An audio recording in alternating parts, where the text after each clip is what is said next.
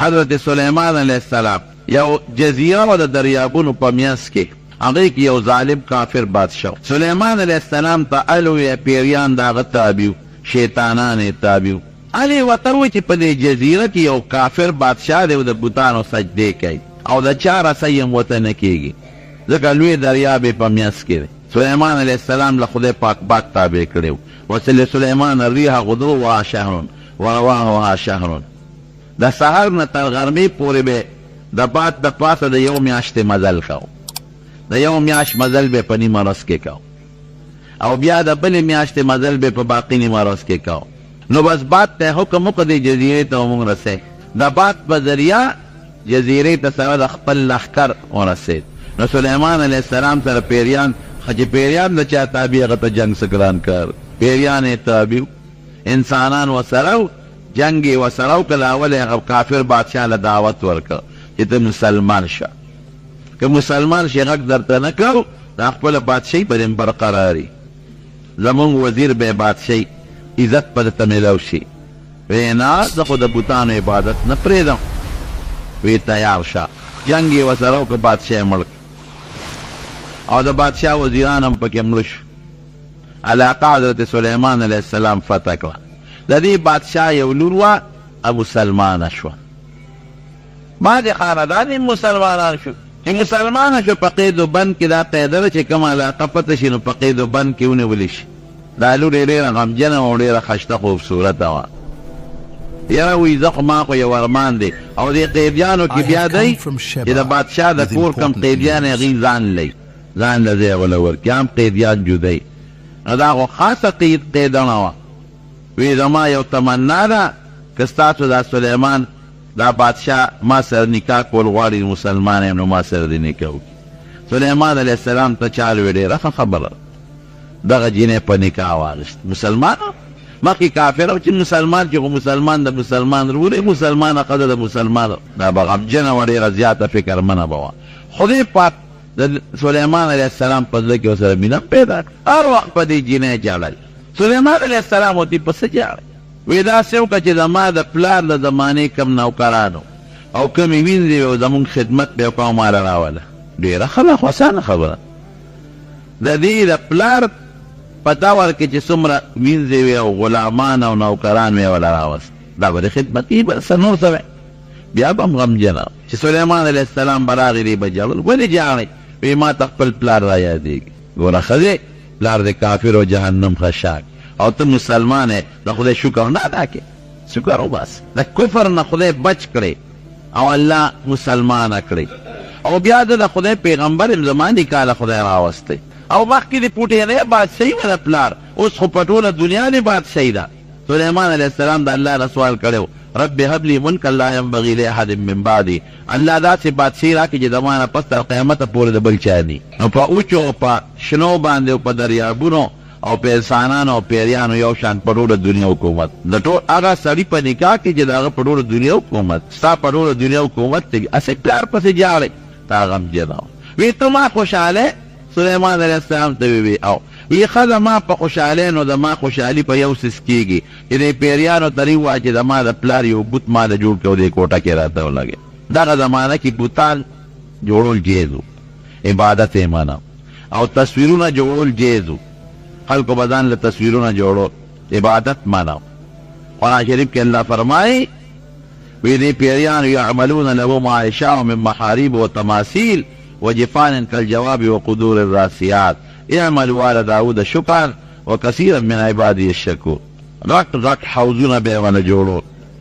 غټ غټ لوښي به ولا جوړول او تماثیل دا چوته ډیزاینونه بوتان به جوړول بیت المقدس کې بوتان پراتو عبادت به منو خلکو به خپل پلار پوت جوړ کړو ځان سره به کوټه کې خاوه او تصویرونه به جوړول دا نقشې په دیوالونو باندې یاره عبادت منو نور تصویر سادي دا جایز و اوس ګورې بالکل منه الله وایي نبی علیہ السلام فرمایي چې الله وایي حدیث قدسی دی تاسو زما په شان څیزونه جوړوئ تاسو خو نقشې جوړوئ زه که طاقت مې د غنم د دانې په شان یې دانه جوړه کړې که زه سره وایي نو اربچې د دانې په شان یې ذره جوړه کړې جوړه نه شي نه ولې د خدای سره ځان برابروئ چې خدای هغه انسان پیدا کړی چې روس پکې نشته، زه هم داسې پیدا کوم او جوړم چې هغسې خو به یې که روس پکې نه که نه. خدای منع کړې ده، د خدای پیغمبر منع کړې ده. د غیر ضروف شی د اجازت درته شته د ډول دپاره، دا هم د ډول دپاره جوړولی چې لکه اونه جوړه که، د غیر نقشه جوړه که، دا سندری د اوبو د ضروف بني. علما لیکي بیا چې که انسان د ضروف تصویر ضرورت و، نو هغه ځای کې چې انسان په دا منځ کې پرې کې او کوم ځای کې چې انسان پرې شي او جمدې نه پاتې کېږي، دومره جوړولی شي. لکه په خېټه کې چې انسان پرې کې جمدې نه پاتې کېږي، نو د خېټې پورې دا بله تصویر دا هم د ضرورت بې ضرورته نه ګوري. لکه نوټ دی، مثلا شناختی کارت دی، ایډنټي کارت دی، پاسپورټ دی، دا د ضرورت دپاره بې ضرورت هم انسان نه که لاس پرې کې جمدې پاتې کېږي، نو دا د تصویر چې لاس یې نه غمه نه چې دا دې ځای کې تصویر کټ شوي چې که بالفرض انسان هلته کټ کې جمدې نه پاتې کېږي، دا د ضرورت دپاره دیس بې ضرورته ده. نن دا منې تصویرونه ښه د موبایلونو دا او یا داسې لیکل د دې نه ځان ساتئ. دا هر کیف وایي ماله نو دې زمانې کې دا جایز وو دا تصویرونه. وایي ماله زما د پلار یو پیریانو ته ووایه چې یو خشته ډیزاین جوړ کړي نقشه کې داسې چې زما د پلار هوبهو شکل وي، نو بیا زما غم به ختمي، هغې ته نه ګورم تسلي به مې کېږي. وایي دا خو اسانه خبره ده. پیریانو ته یې حکم وکړو چې چا د دې پلار لیدلی، هغې وایي موږ به جوړ کړو یو خشته مزېدار د دې د پلار شکل یې جوړ کړ اچا هغې ته یې کوټه کې کېښود. ویې وګوره فرق پکې شته وی ټیک دی. او بیا د دې پلار چې به که جامې په ژوند غوښتې هغسې جامې دې برابر کړې هغې دې بوت ته واچولې. وی په دې به زه د خپل پلار تسلي کوم. ډېر به خوشحاله یم حضرت سلیمان علیه السلام چې ورځې تېرې شوې هغې بوت ته یې سجدې جوړو. سلیمان علیه السلام خو ته نه دی خبر. او یوازې دې ښځې یې نه د هغې چې څومره میندې وې چې څنګه به یې د هغه بادشاه په کور کې عبادت کاو، خو د دې میندې وې د دې نوکرانې وې او ورسره دي همغه شی د سلیمان علیه السلام په کور کې شروع شو. دته پته نه لګي، نه خبره ده چې دې به هغې بیا به عبادت نه کوو، چې دې به بهر ووت هغه عبادت او سجدې به یې شروع کړي. د دې یو عالم و د حضرت سلیمان علیه السلام د تورات یوسف ابن برقیه، هغه به وعظ او نصیحت د هغه له خدای پاک ښکلی اواز هم ورکړی او د هغه په اواز کې اثر هم و. بعض انسان له الله اواز شته خدای پاک ورکړي او اواز کې اثر هم یو ځل یې بني اسرائیل لا یو ځای کړل. وی سلیمان علیه السلام اجازه دي دې قوم ته یو څو خبرې کوم. وی څه ورته وی؟ وی د پیغمبرانو واقعات ورته بیانوم. نو دې یوسف د پیغمبرانو واقعات د آدم علیه السلام نه شروع کړل او د یو پیغمبر واقعه بیانوله حتی چې سلیمان علیه السلام نه ورسېد. یا سلیمان علیه السلام د هلکانې واقعات یې ذکر کړل، باقي بد شو غږ سلیمان علیه السلام چې خپل تخت ته واپس راغی، دې راغی یوسف بن برقیه ورته وی د نه مې غټه ګیله ده. ویه څنګه؟ وی د ټولو پیغمبرانو د پوره واقعات ذکر کړل او زما د صرف د هلکانې قصه ذکر کړه او باقي د اړو ذکر یې ونه کړه. یو باقي مې ونه کړه. وی ولې؟ وی باقي مې ځکه ونه کړه چې باقي ته خبر یې ځان نه.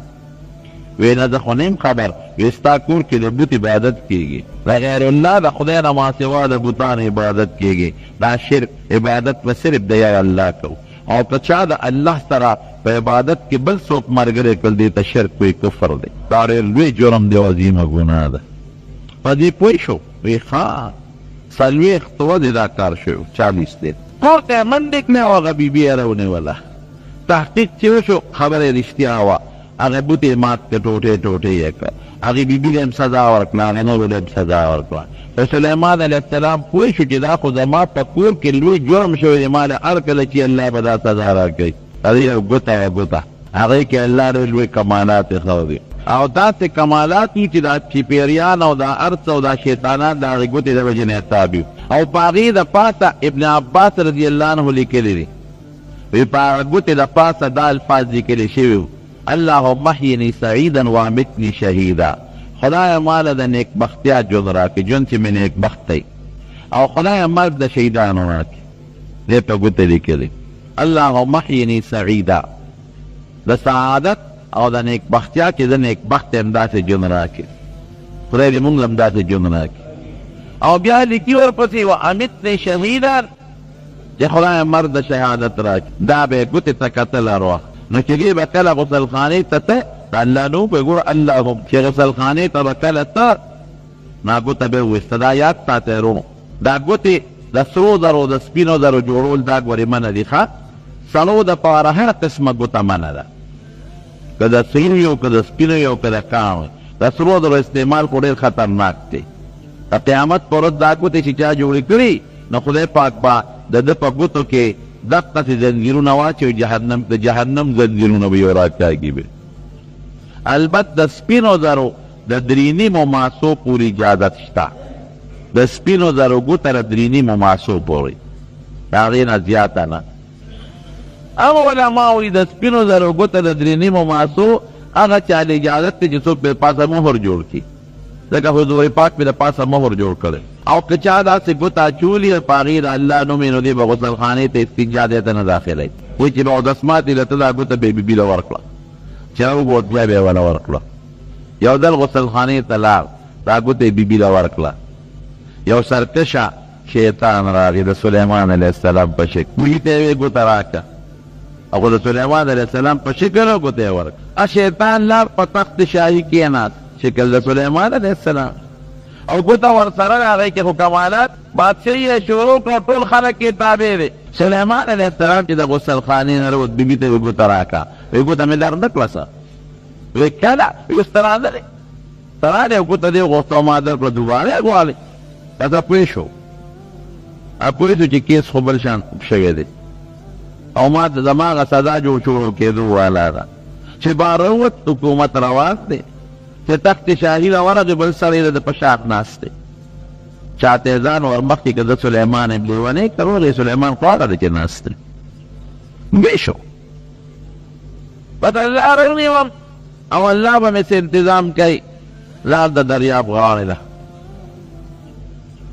او هلته الله ته جلل شروع کړل، یا الله ما جرم کړی دی، واقعي ما زیاتې کړی دی. ګوره دی څه جرم نو ځکه د مانه کې بت جوړول جایز او عبادت خو ده نه کوه، نه د په حکم کېده، لیکن او لوی سړی چې لږه غلطي ممکن الله پې مضبوطه سزا ورکړي. یونس علیه السلام څه ګناه خو نه ورکړی او د مۍ ګېډې ته خدای پاک وروسته صرف د الله نه بې مشورې د وطن نه روان شوی، الله خو منې کړی نو چې مزه جاړي الله ته او جړا کوي، او هلته به خلکو مچیمارانو میان به یې نیول، هغې سره به یې خپل ګذری قات کو، هغې به ورته ډوډۍ موډۍ کب ورکړه، ځان نه به یې پوخ کو، هغې سره به یې لږ خدمت هم کو، او په جړا چل دی.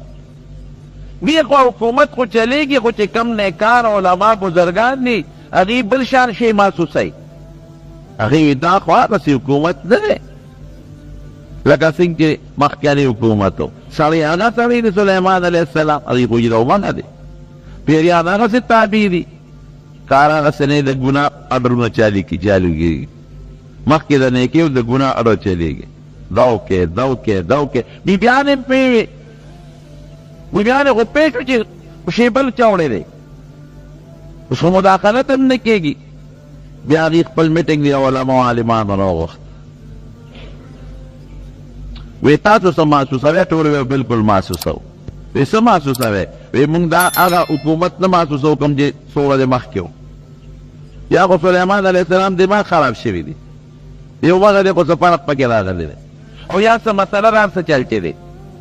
بیبیانو نه چې تپوس وکړه هغې ورته وایي چې او بلکل هم داسې ده. هغې بیبي والا وایي چې دقسې ما نه ګوته یو ځل یو بیا راغې وایي چې زما ګوته راکړه، اوس نور نه پوهېږم، موږ ته هم دا هغه نه معلومېږي، او نه موږ دې ځان ته پرېږدو. خدایه داسې کېږي. هغې توراتونه راواغېستل، هغه علماو نیکانو خلکو، او د هغې تلاوتونه یې شروع کړل. بیا چې دا شیطان پرېږدو چې اوس خو ګېرېدو والی، نو د هغه تخت نه والوت لاړ او ګوته یې په دریاب کې وغورځوله. مطلب یې دا و چې که دا ګوته سلیمان علیه السلام له په ګوته وړله، خو بیا موږ تابع یو، راشه دریاب کې به وغورځوم، نو کم از کم موږ خو له غضبه خلاص شو که نه. هغه یو کب تېره کړه، او اتفاق ته ګوره چې د سلیمان علیه السلام د کوم مچیمار سره به کار کو، هغې مچیمار دوه کبان راوویستل، د دې ویې ها دا یو پکې ځان له خرڅ کړه، چې دا هغه اوس پر د په میانځ کې اوسې راکو ته پکې راووته. قرآن شریف کې من الله دې ته اشارت کړی واپس راغی په خپل تخت شاهي او هغه پیرې یې راولې واغلی خطرناکه سخته سزا ورته شیطان ده. دې پکویر کې 40 ورځې عبادت شوی و د بت.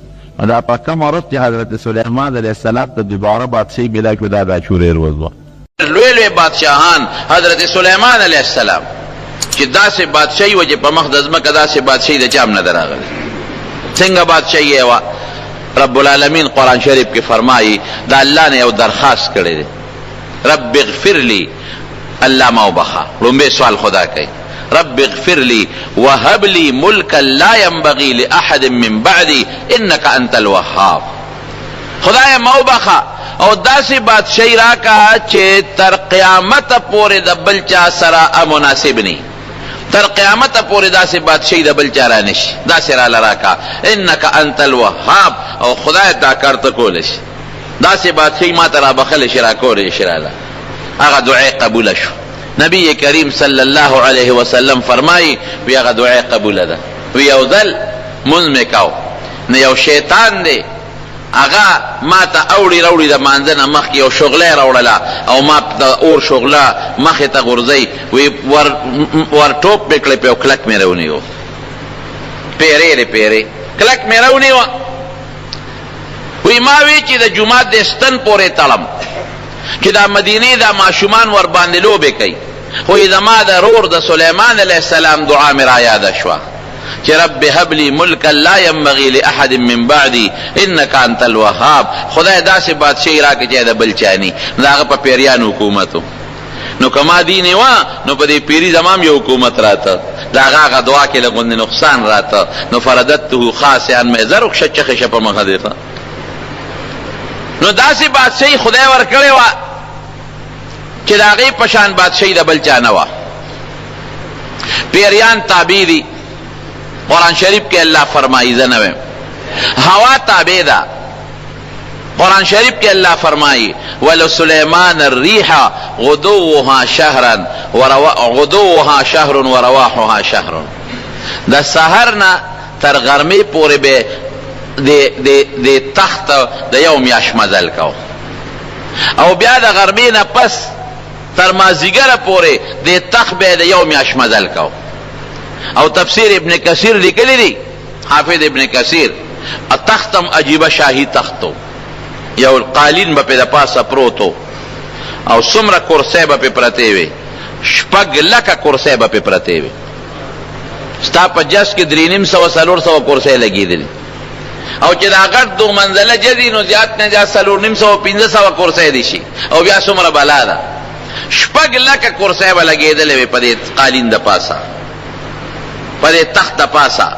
او دا 6 لکه کرسۍ کې ډومبی به هغه خلک و چې هغه په انسانانو کې نیکان خلک وي، او بیا به وروسته ورپسې هغه خلک و چې په پیریانو کې هغه نیکان او صالحان خلک وي.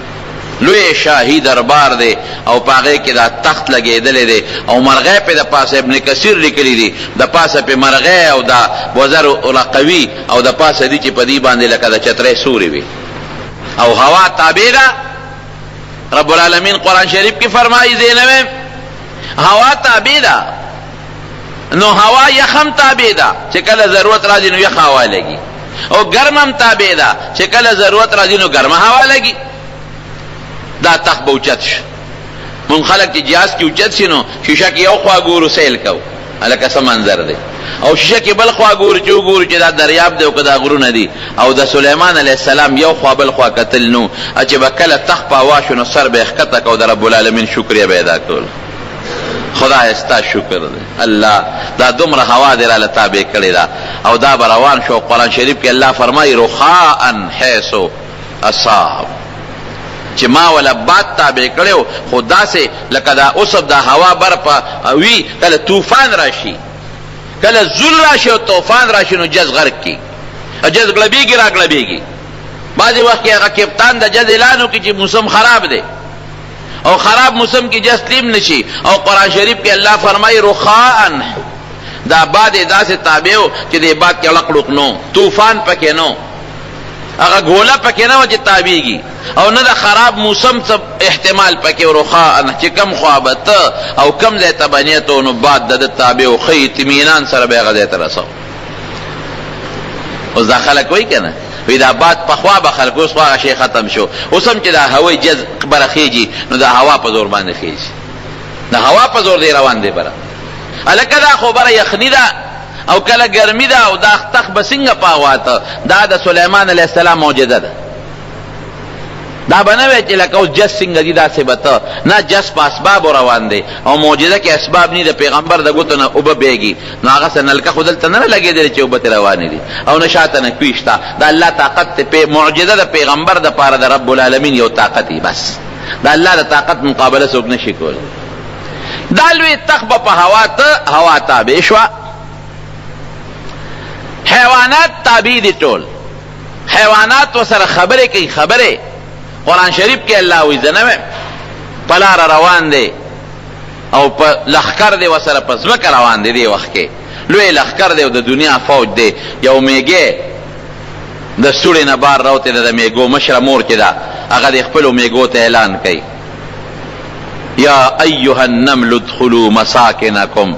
دا قرآن شریف کې الله وایي لا يحتمنكم سليمان وجنوده وهم لا يشعرون. اے میگو شابه فورا خپل سړو ته ننوځئ. سلیمان علیه السلام سره د خپلو لښکرو را روان دی. ګورې ریز مریض هم نه کي، د هغې د خپو لاندې کرالی دل بشی. دا آواز سلیمان علیه السلام واورېده. رښتیا ووایې موږ د میږي اواز اورو؟ نه، میږي خپل منځ کې لګیا دي خبرې کوي، موږ یې اواز نه اورو. دا اوازونه کوي خو موږ ته پته نه، موږ یې نه اورو. مرغۍ خبرې کوي موږ پرې نه پوهېږو نه اورو او که واورو په مطلب یې نه پوهېږو. میږي لګیا دي. ای میږو سړو ته ننوځئ. شابه فورا سلیمان علیه السلام سره د لښکرو را روان دی او د خپو لاندې هم دل نه کي. فتبسم ضاحکا من قولها. چې سلیمان علیه السلام دا خبره واورېده مسکې شو، ویې خندل. مسکې شو، قرآن وایي فتبسم ضاحکا، مسکې شو لږ هم خندل. اوهو میږی ته هم پته ده. دا حیوانات الله خبرې دي ته پته یي. قرآن شریف کې الله تعالی فرمایي چې وعلمنا منطق الطير، ما د مارغانو په خبرو هم پوه کړی و. څومره چې مارغان خبرې کوي په هغې پوه. څنګه چې انسانانو کې څوک په پنجابۍ کې لګیا دی، څوک په پښتو کې لګیا دی او څوک په انګریزۍ کې لګیا دی، څوک په اردو کې لګیا دی. دارنګې د حیواناتو کې خپل منځ کې په خبرو کې اختلافات شته، لیکن په هغه ټولو سلیمان علیه السلام خدای پاک پوه کړی و. کوم ځای کې چې اوبه نشته اوبه نو ځان سره به یې دغه ګرځو هدهد ملا جرګک به ځان سره ګرځو. ملا جرګک له الله دا یو پوهه ورکړې ده چې هغه یو ځای کې پته ورته لګي چې اوبه دلته څومره لاندې دي، 10 ګزه لاندې دي او که 20 ګزه لاندې دي. اوبه دې بیا خوږې دي او که دې ترخې دي. نو ملا جرګک به ځان سره ګرځو دې دپاره چې ما ته د اوبه ولول. یو ځای ته لاړ، هلته ملا جرګک وګورې نشته. نو غوسه شو، د مانځه وخت دی اوس او دلته چې مونږ ته څه پته لګي چې اوبه څومره لاندې دي، څومره ځای کوي که نه چې اوبه ځان له راوباسو. ځکه پیریان او دیوان په قبضه کې دي. ملا جرګک نشته. قسم یې وخوړه قرآن شریف کې الله وایي وی که دا ملا جرګک ماله په ګوتو راغی نو زه به یې وجنم پرېږدم یې نه. وجنم ذبحه کوم، بیا به سخته سزا وله ورکوم. دې کې ملا جرګک راغی. چېرته تللی وې؟ اوس ګوره داسې ته ویلی چې ملا جرګک ته چې چېرته تللی وې، خپل طوطي ته ویلی چې چېرته تللی وې، خارو ته وی چې د سپي ته ویلې چې ته تللی وې. باقاعده خبرې ورسره کوي، په خبرو یې پوهېږي. هغه ډېر هوښیار و. دا نوې ناشنا سیل او سیاحت دار چا خوښي. ملا جرګک هوښیار و. هغه وی صاحب دلته را سره نور ملګري یو ځای شو په دې ونه ناست وم. هغې وی چې دلته یو ډېر زبردست ښار دی، چکر نه لګې. ما وی راشه سیل به وکړم، خپل آقا ته به هله ویم چې دا ښار څوک دی او کوم ځای دی. لړم صاحب دا د یو کلی دی، سبا ورته وایي. د هغې یو بادشاه ده او هغه د بوتانو عبادت کوي. ګوره څومره لوی طاقت خدای سلیمان علیه السلام له ورکړی. دا خو منې که نه، په هوا کې روان دی، پیریان تابع دي، لیکن د غیب علم ورسره ګورې بیا هم نشته. د ملا جرګک نه معلومات کوي چې اوبه څومره لاندې دي څومره نه دي، قرآن وایي. او ملا جرګک نه معلومات کوي. ملا جرګک ورته وایي چې هلته کې بله بادشاه ده او هغوی د بوتانو عبادت کوي. بوتانو عبادت کوي. ودرېږه ښه یو خط تله در کوم، د یو سا دا خط ور وغورځوه، پته دې لګو چې ته رښتونی او که دروغجن یې. نو خطې وله مخوکه کې کېښود، هغه لاړ والوته او خطې هغه ملکې بلقیس ته په غېږ کې ورغورځو، واپس راغی ام ولا په غېږ کې ورغورځو. هغې کې ورته سلیمان علیه السلام لیکلي وي نو سلیمان انه بسم الله الرحمن الرحیم الله تعالی علی واتونی مسلمین، چې ما ته زما تابع کېږې به دا کفر و شرک به پرېږدې، ایمان به راوړی. خبره مې دې پورې کوله، د هغه پوره قصه درته نه کوم، خو چې زما کوم ځای کې مقصد دی هغې له راځم چې حیوانات تابع دي، خبرې ورسره کوي، میږو په خبرو باندې پوهېږي، خبرې ورسره کوي، باقاعده خبرې اوري او په پوهېږي، او پیریانې تابع دي. داسې حکومت یې نن سبا یو پیری څوک نشي تابع کولی، پیریانې تابع دي، او پیریانې څنګه تابع دي؟ داسې تابع دي قرآن شریف کې الله فرمایي په دریاب کې غوټې وای او ملغلرې او یاقوت او مرجان او دا لالونه ولا روباسي، داسې تابع دي. واصلنا له عین القطر، قرآن شریف کې الله فرمایي وی تانبو پیتل مې متاسان کړو، قیمتي شی په هغه زمانه کې تانبو پیتلو، اوس هم قیمتي شی دی. آبادی کې به تانبې او د پیتلو استعمال کو، په دروازو کې او په پیلرو کې او په نقشو نگار کې به د هغې استعمال کو. الله وی داسې مې ورته آسان کړو چې د پیتلو غټ کان به او چې ګوتې به یې وروړې داسې به وبهېده لکه د اوبو په شان دی. ته چې تانبه او پیتل ویلې کې څونه خرچې پکې، هغه چې به یو کف پې نارې کړې نو ویلې به شوه، او چې څه به یې ته جوړول او کومه نقشه به یې ته جوړوله او کوم ډیزاین به یې ته جوړو نو هغسې جوړولی شو. دی بیل کمال ولا رب العالمین ورکړو. ومن الجن من يعمل بين يديه باذن ربه، قرآن شریف وی پیریان مې مطابق کړو، من يعمل بين يديه رد مخکې به کار کو باذن ربه د الله په حکم. او چې کم پیری به کار کې سستی کول او کار به نه کو نو قرآن کې الله سوی ومن يزغ منهم عن امرنا نزغه من عذاب السعير، چې کم پیری به د سلیمان علیه السلام خبره نه منله او کار به نه کو موږ مضبوطه سزا ولا ورکوله. الله قرآن شریف کې فرمایي. نو رب العالمین د پیغمبر ټوله توجه خو څه ته دین طرف ته، نو د الله په حکم بیت المقدس جوړول شروع کړل. خپل مقصد ته رانو بیت المقدس یو ډېره ښایسته نقشه یې جوړه کړه. هغه نقشه پیریانو له ورکړه. پیریان کار زر کولی شي د انسان په نسبت، پیریان ارض ته رسیدي شي په یو سیکنډ کې او په 5 منټو کې کوهستان ته رسیدي شي، او په لږ وخت کې د کوهستان نه اعلی لرګي را رسول شي، او دریاب کې مغوپوي د دریاب د ویښ نن د ملغلرې او د جواهرات راوړلی شي، کار کوي. نو رب العالمین په حکم باندې د بیت المقدس یو ډېره ښایسته مزېداره نقشه جوړه کړه، او پیریان یې راغونډ کړل دا نقشه والے، او کار شروع کې بیت المقدس به جوړو. يعملون له ما يشاء من محاريب وتماثيل وجفان كالجواب وقدور الراسيات اعملوا آل داود شكرا وقليل من عبادي الشكور. قرآن شریف کې الله فرمایي غټ غټ بلډینګونه به سلیمان علیه السلام لري پیریانو جوړول، او پخلی به ولا کول. نو څنګه پخلی به ولا کول؟ دیګونه به ولا پخول، خدا نه د موږ د دیګ پشان دیګ. قرآن شریف کوئی قدور الراسیات، هغه دیګ چې څوک د ځای نه لقول نشي، غټ غټ دیګونه څوک د ځای نه نشي لقولی، هغه دیګونه به ولا پخول. او جناب د دنیا دعوت به خلک براتله او لنګر به چلیده او شاهي دربار به. نقشه یې ورکړه سلیمان علیه السلام، وی دا بیت المقدس په دې نقشه جوړول غواړي، ډېره ښه ده صاحب.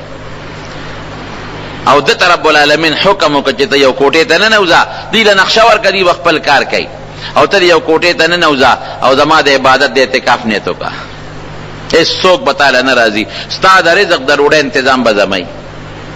لکه اوس سړی جونګړې ته ننوځي او چله وباسي 40 ورځې، دا بزرګان نیکان صالحان، یا جمعات ته ننوځي او ځان نه څادر تو کي او 40 ورځې څوک 2 میاشتې څوک 3 میاشتې اعتکاف کوي او چله وباسي، خو دله خو بچي او مرګري ډوډۍ راوړي که نه؟ هغه پیغمبر دی، دا الله حکم دی. نه یو شیش محل ځان نه جوړ که مزېدار، هغې کې ښه په قلار کښېنه، خپل عبادت کوه، او دې پیریانو ته داسې نظر کوه چې دې کار کوي او که کار نه کوي، نور زما کار دی، هېڅوک به نه راځي، لګیا اوسه خپل عبادت کوه، ډوډۍ انتظام به دله زه کوم. د خپلو وزیرانو نه اجازت واغېسته چې تاسو خپل محکمې هر یو وزیر چلوئ، بس زما خیریر وزیر دی، او په دې اخیری ورځو کې د الله په حکم زه د شیش محل ته د شیشو دې محل ته ننوتم، ما سره دې چا بس کار نه، زه به د خپل پروردګار عبادت کوم. او د داسې ځای کې محل جوړ کړو چې دا ما ته بیت المقدس جمعات بخکاری، او د جمعات کار مې د پیریانو ته حواله کړي پیش او جوړولې پیش. هر وزیر ته خپل کار حواله دی، ته زراعت کوه، ته د خلکو منځ کې قضا کوه، انصاف قائموه، ته د خپل جهادونه کوه، دا فلانکی وزیر د فلانکی او دا فلانکی د فلانکی او فلانکی د فلانکی هر چا ته خپل کار حواله شو. او باس نور د سلطنت کار تاسو ته ما منتقل کو. دغه شیش محل کې به خپل عبادت کوم د الله، نه ستاسو ډوډۍ غواړم نه جامه غواړم، نو به زما الله به زما تنظیم کوي. او پیریانو باندې به زما نظري تکړه شي، تاسو کار کوئ، دا نقشه او دې مطابق به تاسو کار کوئ. بهترین طریقې سره بیت المقدس به جوړئ. لګیا دې ورته ګوري او دقه سي دا کونټه راغشتې ده، دا کونټه او دې دقه دې خپل ځنې ته نیولې ده او د الله تعالی عبادت کوي. رهبانیت زمونږ په امت کې منع دی.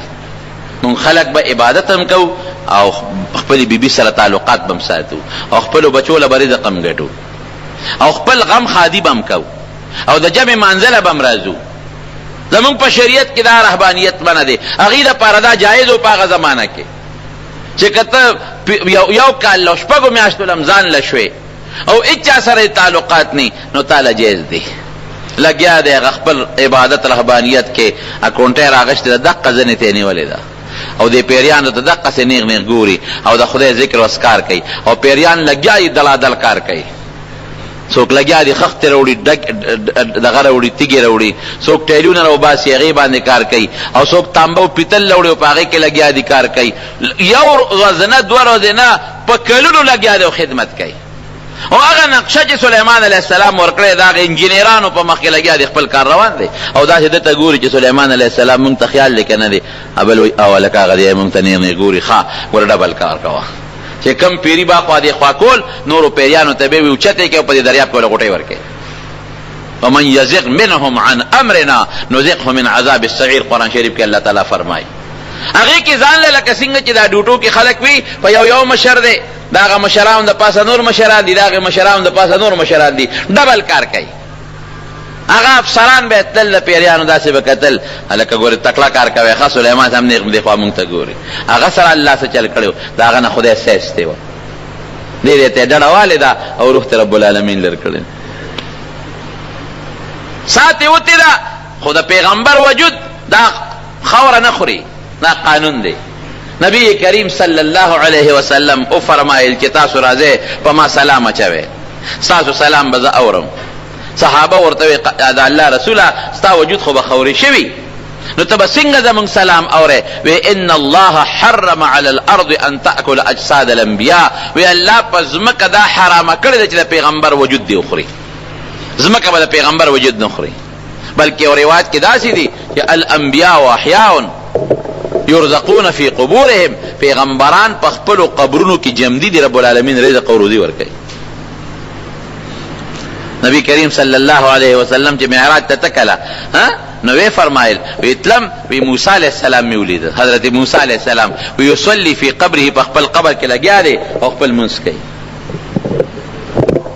خپل قبر کې لګیا دی او منځ کوي. موسی علیه السلام می ولید. نو د پیغمبر وجود نه خوري کېږي او نه د پیغمبر وجود ته خور او څه نقصان رسیږي. رب العالمین ټیم پوره که د مرګ ټیم پوره شو، ساعت یې لاړه والوته، سا لاړه. او سلیمان علیه السلام دقسې لګیا دی، دې ځنې ته یې لرګې خپله کونټۍ لمه کړې ده او ساعت یې لاړه. اوس رونو تعمیر نیمګړی پاتې دی او سلیمان علیه السلام وفات شو. دا د مقصد خبره دا ده، رب العالمین ولې یو خاصه نیټه مقرر کړې وه. که دا سلیمان علیه السلام له سا نه وې وتی او دې جمدی و بیت المقدس خو لا تیار نه دی، عقل سوی عقل خدا وی چې دې جمدی وي او دې بارم راوتی او دې چکرم لګولې، چې یو سړی د لرې دی نه په دوربین کې ګوري یو شي ته، یا یو سړی په شیشه کې یا په کیمره کې یو شي ته ګوري، او یو سړی راشي او مخامخ په چکر لګي، دواړو کې فرق شته که نشته؟ عقل سوی عقل وی چې الله دومره صبر خو به دې ورته کړی وي چې دا بیت المقدس خو جوړ شوی وي. الله دومره صبر به دې ورته کړی وی چې د بیت المقدس خو جوړیږي د عبادت لپاره چې یو مونځ به د جمع پکې کړی وی. یو سړی چې کور جوړی مقصد یې پکې سي چې زه په دې کور کې اوسم. یو سړی جومات جوړی او شروع پې وکړي او په دامینس کې پکې مړ شو، خلک څه وایي؟ اوهو دی غریب خو ډېر په مینه جومات روان کړی یاره چې دونه عمر خو یې وی چې د یو مونځ خو یې پکې کړی وی. اوس عقل ستا یو څه وایي، فیصله د الله بله ده. دقه ځای کې زما غرض دی. اوس عقل وایي چې لږ دونه جون دی وی چې سلیمان علیه السلام دا جومات په خپلو سترګو د جوړېدو نه پس لیدلی وی. عقل وایي چې په ډېر محبت او مینه جومات روان کړی دی او دا ته مکمل شوی وی او د هغې معاینه کړې وه، څه خوند به یې کړی وی. عقل وایي چې دا جومات یې جوړو د عبادت لپاره چې د یو مونځ خو د جمع پکې کړی وی، یو ورځ اعتکاف خو یې پکې کړی وی. دا زما عقل وایي. د الله فیصله څه وایي؟ الله فیصله دا وایي چې الا ان نفسا لن تموت حتی تستکمل رزقها، چې کم روزي مې وله مقرر کړې ده او هغه روزي اخوري او هغه پوره شي، نو جومات که نیمګړي مې وجنم به صابه وباسم. واده کې نه دي کړی کوېدنې کړې ده او سبی ډولۍ ده، نو صابه تې وباسم چې نیټه پوره شوه. الله دا وایي. زما عقل څه وایي؟ یاره یو ورځ خو به یې ورته کتلي چې د واده دا خوشحالي خو یې لیدلې نه نه پالنګ باندې به دې څه وباسم. زما قانون الله وایي دا دی. د الله قانون څه وایي؟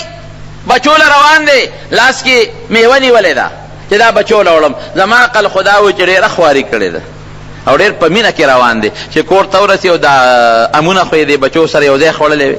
زما عقل دا وایي. د الله فیصله څه وایي؟ نه امونه به دې په لار کې د ګوتۍ نه غورځېږي او په لار کې به مري. داسې ده که نه ده؟ زما عقل او ستا عقل او د خدای فیصله دلته کې یو بل سره ټکراو ده. عقل یو څه وایي، الله بل څه وایي. عقل ناقص دی، د الله پویه کامله ده. عقل خدا وایي چې د نبی علیه السلام 63 کاله عمر دی، په 63 کاله کې د حضور پاک نه څونه خیر امت ته ورسېد.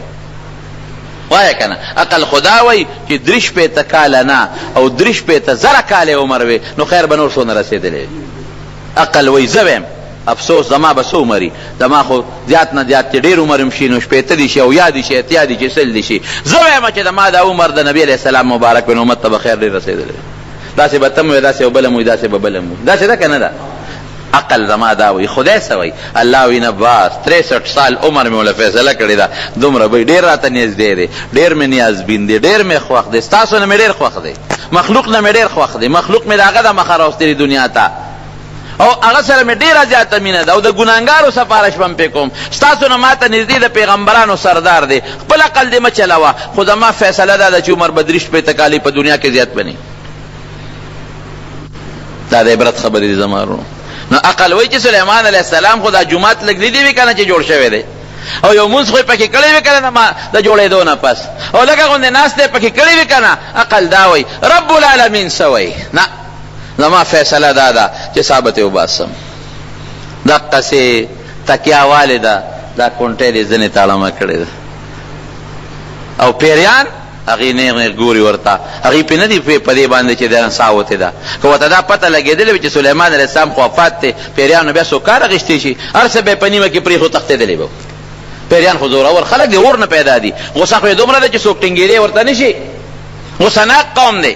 رب العالمین قرآن شریف کې فرمایي فلما قضینا علیه الموت، چې موږ په هغه د مرګ فیصله وکړه، ما دلهم على موته الا دابة الارض تأكل من سأته. چا خبر کړ پیریان؟ وینه خدای مقرر کړ لاندې نه، وینه لګیا دي. هغه شیش محل کې خدای وینه راوستل او هغې کې لګیا دي او د دې کونټۍ د هغې خرو رو خوري. وینه لګیا دي رو رو خوري خوري خوري خوري، خو چې د کونټۍ هغه ویښ وینو او لاندې نه وخوړلې شوه نو کونټۍ پرېوته. نو چې پرېوته نو سلیمان اسلام را پرېوته. کونټۍ د وجې نه دلته کې کونټۍ علامه ده. فلما قضينا عليه الموت ما دل على موته الا دابة الارض تأكل من سأته فلما خر جرا پرېوت تبينت الجن ان لو كانوا يعلمون الغيب ما لبثوا في العذاب المهين. پیریان وکت یلکه سلیمان علیه السلام خو هغه پرېوته خو وفات شوی دی. لکه کونټۍ چې وکتله او دا خو 6 میاشتې مخکې وفات شوی دی، بلکې حافظ ابن کثیر وایي 1 کال مخکې وفات و. یو کال کونټه ته ډډواله ده، یو کال پیریان لګیا دي کار کوي او شیش محل ته دي تماشا کوي چې سلیمان موږ ته ګوري کنه ګوري، زر رامنډه کې هلکه موږ ته نه ګوري ګوري، حال پیریان لګیا دي او ډبل کار کوي او انجینران لګیا دي پیریانو کار کوي چې لاندې وکتل لکه دا وینه چې لګېدلې دي او دا دونه ځای خوړل سونه موده کې به دا خوري. او هو دا خو یو کال شو چې وینه دې کونټه ته اړم دي او دا کونټه خوړلې ده. فلما خر چې را پرېوته تبینت الجن، قرآن عجیب الفاظ دي، پیریانو ته پته ولګېدله لو کانوا یعلمون الغیب، لکه موږ چې څنګه بعضې خلک کوي په انسانانو کې بعضو سره علم غیب دی، پیریان هم وایي بعضې پیریانو سره علم غیب دی. او هو که زموږ پیریانو سره د غیب علم وی دا دومره عذاب کې به ولې مبتلا و، موږ ته خو به یو کال مخکې پته لګېدلې وه چې سلیمان علیه السلام وفات شوی دی، دا ډبل کار به هم ولې کو. مرګ چې راشي سلیمان علیه السلام سره پیغمبري وه، ښه مضبوطه پیغمبري، بس د دنیا مرګ نه پیغمبری بچ نه کړی شو.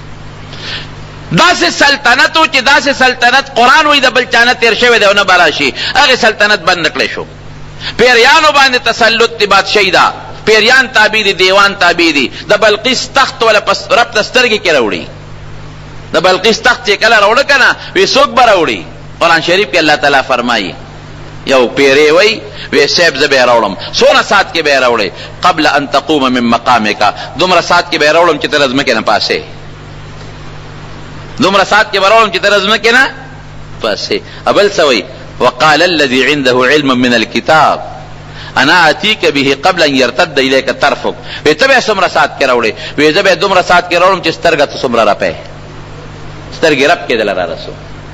دا ګورې من غلط خبرې نه دي، د ډایجسټ او د اخبار خبرې نه دي، دا د قرآن خبره ده، دا د الله خبره ده. خدا چې کم وایي چې زه دله په رب د سترګې راوړم، دا څوک دی؟ الذي عنده علم من الکتاب، دا هغه څوک دی چې د سلیمان علیه السلام په رعیت کې وزیرانو کې د تورات عالم دی، د تورات علم دی ورسره، او ورته وایي اسم اعظم دی ورسره، هغه ورته وایي علم من الکتاب. او زه دله راوړم دومره ساعت کې چې سترګه رپې د تکړه شره ویړه.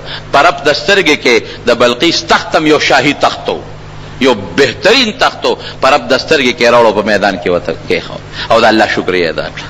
داسې پیریانې تابع دي، داسې جناتې تابع، داسې دیوان، او په دریاب کې ورلغوپې وایي داسې پیریان. مرګ نه بچ نه شو، دنیا کې مرګ نه بچ نه شو، مرګ راغې ورته او خبرې ورسره حیوانات هم کوي او مارغان هم ورسره کوي او د میږو په خبر هم پوهېږي او پویا خدای سونه ورکړې وه. الله اکبر.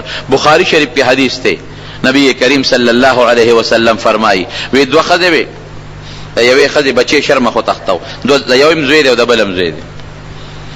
عجم دی چې کم پاتې شو، یو وی دا زما بچې دی ستا هغه شرمخ تختولی دی، بل وی دا زما بچې دی ستا هغه شرمخ تختولی دی. اوس فیصله به په چا کوي؟ یو وی دا بچې زما دی ستا هغه دی تختولی، بل وی بچې زما دی ستا هغه تختولی دی.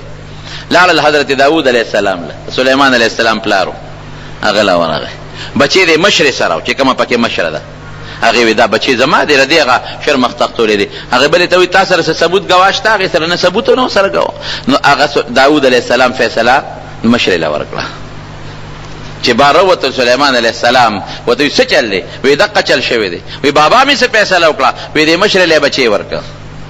وی ښه، وی په ما فیصله کوی چې دله وکړم؟ کشر وی او صاحب دا فیصله را ده خدای لپاره وکړه، زما پې مطمئن نه دی. ټیک ده، د پیغمبر فیصله ده، زه منم، انکار نه کوم، تیره له وکړه. وی دې دله وکړم یو، بس حکم یې وکړ چې چاړه راوړی په دامیان به نیم کو، نیم به د مشري شي او نیم به د کشري شي. زه خو داسې فیصله کوم، بچې به په دامیان دله اوس نیم کم، نیم د مشري شو نیم د کشري شو. بچې تې واغېست، چړې پسې هلک راغی، مشره مطمئنه ده غږ نه کوي، کشري چغې جوړې کړې. وی خدای لپاره میلاله و، د دې مشري شو خو میلاله وه، د دې مشري شو د دې شو خو میلاله وه. سلیمان علیه السلام بچې راواغی، کشرې وکړې ستا دې زوړه. چا وی ته وی هغه څنګه؟ وی بله پوټې م پړه کې فرق رانغی او دې چغې فریاد جوړ کړه، معلومېږي دا چې بچې د دې دی، شور دې جوړ کړه، زړه درزار د دې بچي جوړ کړل چې خیر دې که د هغې شي خو بچې خو به د ما مخکې د شلېدو نه بچ شي که نه، نیم کېدو نه بچ شي. دې ته پویه وایي فهمناها سلیمان. قرآن شریف کې الله وایي دا پویه مونږ سلیمان علیه السلام له ورکړې ده. پویه څومره ده؟ پویه م بچ نه که، هغه د هوا تابعوالي م بچ نه که، او چې بیت المقدس نیمګړی دی خو چې ټیم پوره شو سا لاړه. ډېر لوی عبرت دی زموږ ستاسو دپاره په دې کې. ډېر خلک وایي یاره جي دا خو یې لا ځواني وه ځوانی کې مړ شه. ډېر خلک وایي یاره جي لاس کې فروټ راغېستي و بچو له وړل چې دا خو یې کور ته رسولی وې. ډېر خلک وایي یاره چې پلانکي هسپتال ته تللی وې پلانکي ډاکټر لا یاره بچ شوی به وي. ډېر خلک وایي یاره چې دې سړک نه لوې تللی و دې ته چا وي چې په سړکونو ګرځه دې په کور کې وې دې بچ شوی به وي. ډېر خلک وایي هلکه دا تماچه پې خلاصه شوه او ولګېد یاره دته چا وې تماچو سره لوبې. ټیک ده خپل اسباب به ساتې خو خدای سره کم وخت مقرر کړی دی کم سبب کم ټیم کم ورځ کم ځمکه قسم په الله که د هغې نه بدلېدل شته دی. خبره خلاصه ده. دې کې هېڅ فرق نشته. مرګ داسې یو حقیقت دی خلاصېدی ته نه شي. حضرت موسی علیہ السلام څومره جلیل القدر پیغمبر دی. داسې پیغمبر دی موسی علیہ السلام چې په پیغمبرانو کې لږ جلالي مزاج هم لري. غوسناک دی. ملک الموت ولا راغی. چې ملک الموت ولا راغی د انسان په شکل اوسو کې وي زه مرګ فرشته یم.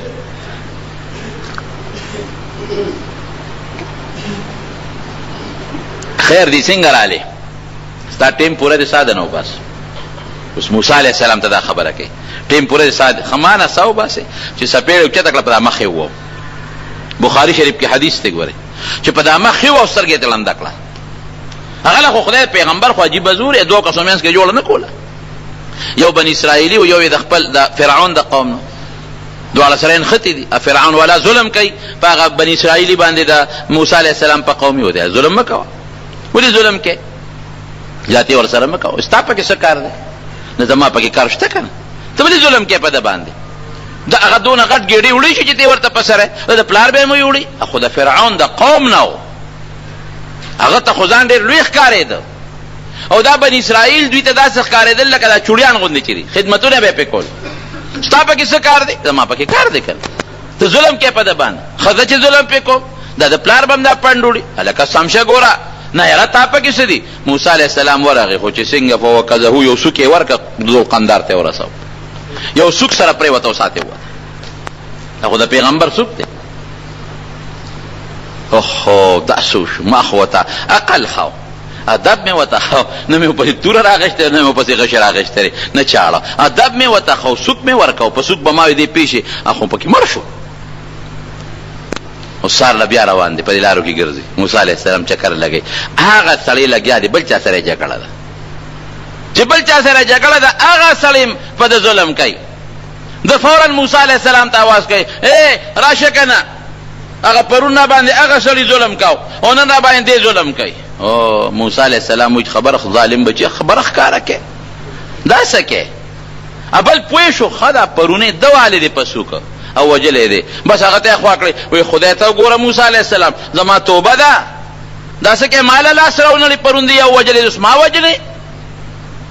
بس موسی علیه السلام پوه شو خبر راز خو پاش نو د هغه یو سوک کې کمال و. یو سوک بیچاره ورکه ځای ته به یې رسو نو چې ملک الموت ودي تا نڅا وباسم ما نڅا وباسې غصه شو ورته خو چې څپېړه ورکړه په دا مخ یې ووو ملک الموت د سترګه ړنده کړه. خو د انسان په شکل ملک الموت واپس سمېدی شو خپل حالت ته خو په هغه شکل رب العالمین له ځان ورسو. اوس الله د هر څه نه خبرېږي خو بعض څیزونو کې د رب العالمین حکمت دی چې هلته رب العالمین له ورسېده الله هغه بنده له دې لېږلی ما چې کم مرګ نه غواړي.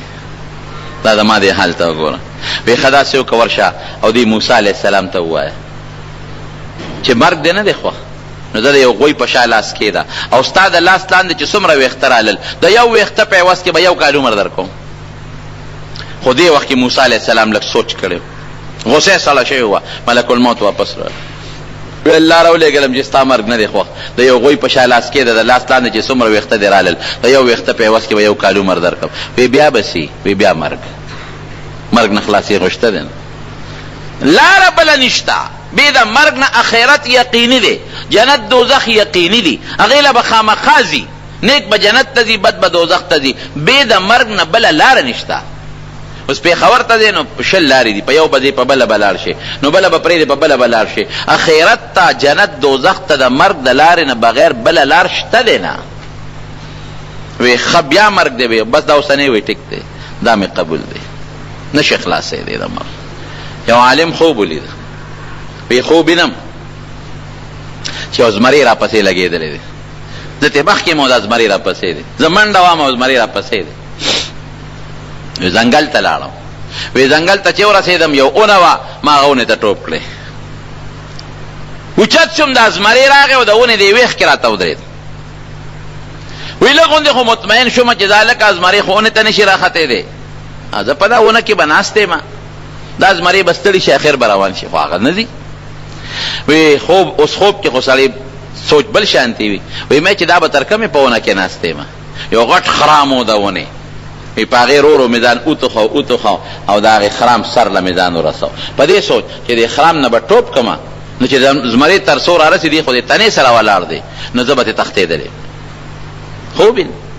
وی چې لاړم هغه خرامه مې ونیوه او ځان مې ځوړن که چې ټوپ وامه چې ځان مې ځوړن که چې لاندې مې وکتل نو لاندې مې کوي دی د خپو لاندې او یو ډېر تاترین کوي دی او په کوي کې یو اجدها خامار دی خوله یې وازه کړې ده او دا زمری راغی د کوي په دې غال راته ودرېد اوهو دا څه په بلا واوړېدو په اونه کې مطمئن ناست ومه دا خو بس یو سړی د څانګې پورې ونښلې وې ځان شي بیا اونې ته ختې نه شي اوس خو زه واپس اونې ته هم نشم ختې او دا لاس به مې ستړي شي اوس لږ ساعت پس نو یو بلا و دا دوه بلاګانې دي که د کوي غاړې ته پرېوتم زمری مې خوري او که کوي ته پرېوتم هغه خامار سره څه کوې وی په دې سوچ کې چې د اونې د خرام ته مې وکتل نو په هغې تورې سپینې مږې نښتې دي کر کر کر کر لکه د هرې په شانتې خوري او د نیمې نه زیاتې خرام پرې کړی دی لږ غوندې پاتې دی وی ما خو چې زه زما لاس به ستړي شي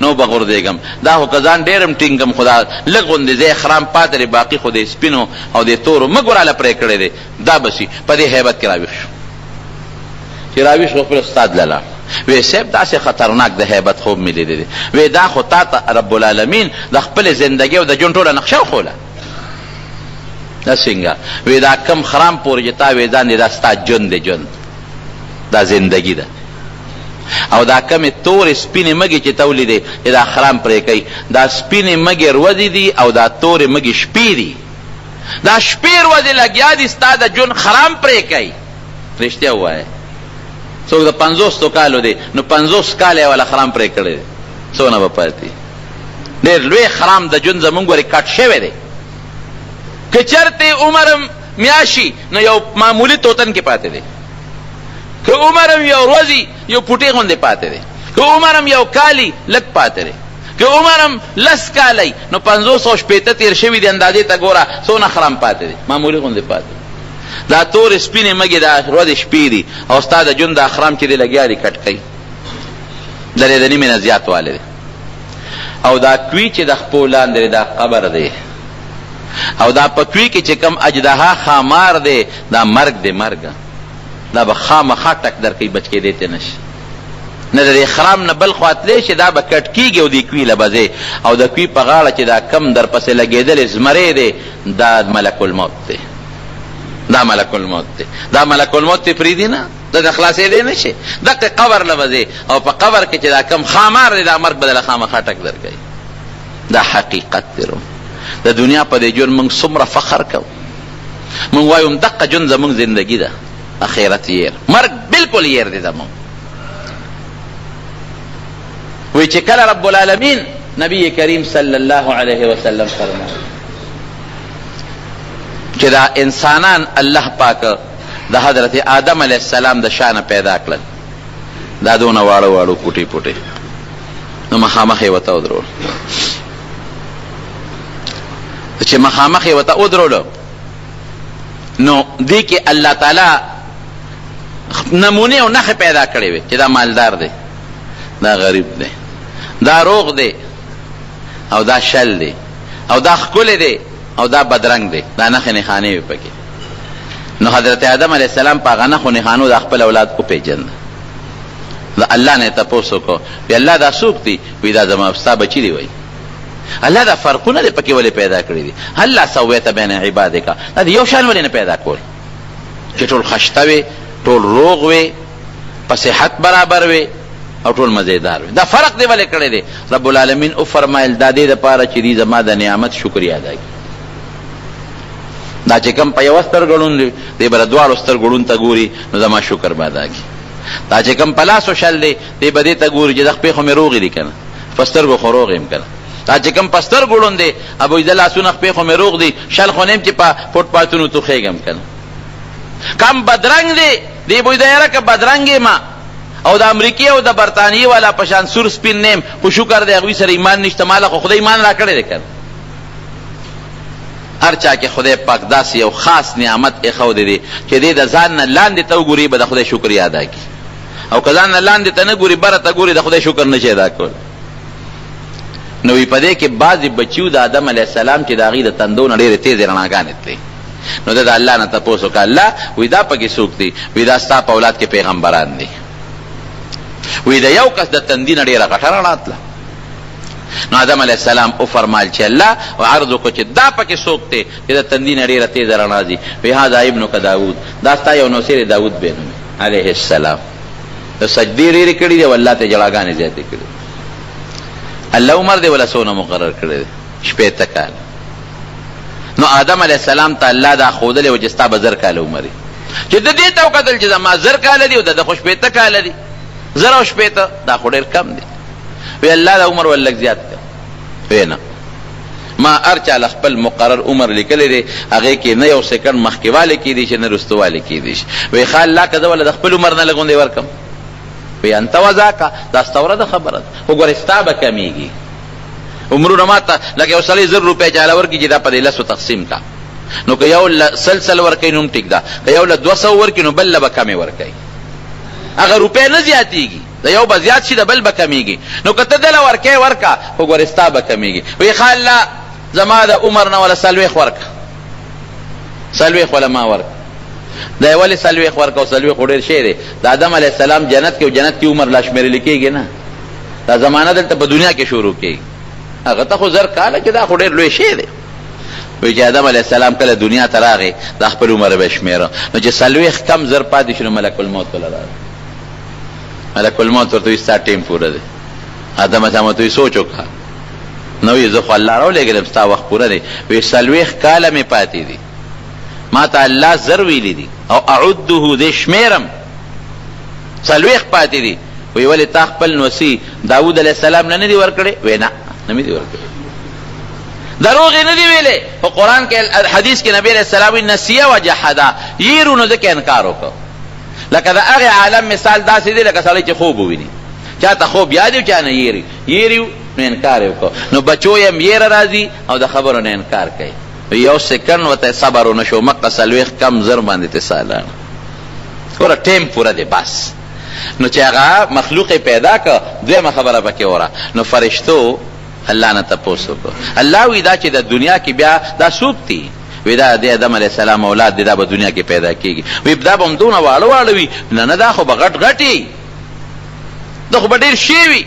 وی الله دا به دا دنیا کې څنګه ځایږي بیا؟ دا خو کربونه اربونه نه هم زیات دي. نو چې دا دې ته غټ غټ وجودونه ورکې، نو دا به په دې دنیا کې ځایږي څنګه؟ الله فرمایل مرګ به پرې راولم، څه به ځي او څه به راځي، یو ځای به ني دا ټوله، څوک به ځي څوک به راځي، چا نه به ځمکه خالي کوم او په چا به یې ډکوم. نو فرشتې عجیبه خبره کوي، وی الله چې مرګ دې وله مقرر کو د دنیا نه ځي دې خوشحالونه، دې د دنیا ژوند به څنګه تېروي، هر وخت به د مرګ په سوچ کې. نن مرګ راځي او سبا راځي، نن راځي او سبا راځي. نو چې د چا مرګ په ذهن کې وي اب ژوند څنګه تېروي، اب چا سره د خوشحالۍ خبره څنګه وکړي، اب چا سره ژوند څنګه تېر کړي. الله وی د دنیا د لذتونه به ورته داسې خواره کړم چې دا مرګ به ورته اړو یاد نه ير بیته. داسې دوس کنه ده د دنیا بچی او مال او دولت او کاروبار داسې په دې ذهن کې خوب دي چې مرګ یې پوت. نو مرګ یو حقیقت ته څوک انکار نشي. صرف یو خبره ده اخر کې درته وایم چې د مسلمان د پار مرګ تحفه ده. موت المؤمن تحفه، د مسلمان مرګ تحفه ده، تحفه. ولی حدیث کې دا غي تشریح راځي چې موت مرګ هغه تحفه ده یوصل الحبیب الی الحبیب، چې دوست د دوست سره ملاوي. مسلمان الله سره ملاويږي، مسلمان جنت سره ملاقات کیږي.